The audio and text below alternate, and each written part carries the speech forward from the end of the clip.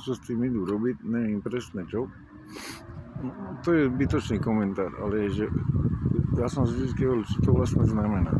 Nebo ne, ako, chápete, čo myslím. Ale opica a opičák. Čo sme nešpatné, nie? A kto vie, čo s tým budú robiť? Ohradili, neviem.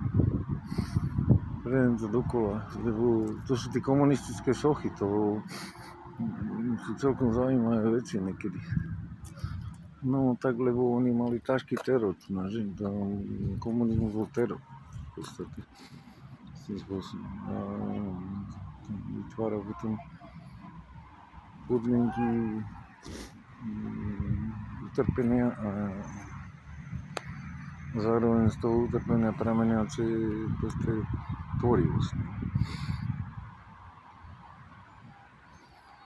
Ja nemám rád teror,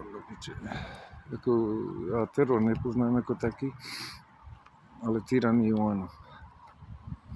Aj tá je hrozná, je hrozná tá tyrania. Pokiaľ není uvedomená, keď je uvedomená, že boli tyrani v starovekom svete. Keď není uvedomená, to je peklo. Komunisti boli neuvedomení tyrani. Tak, lebo to neboli ani komunisti, to boli proste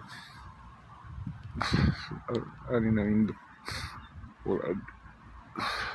Pozabíjali všetci navzájom aj tak. Kto prežil? Ani Klementis neprežil. To nebolo asi zličné. Opica a opičák.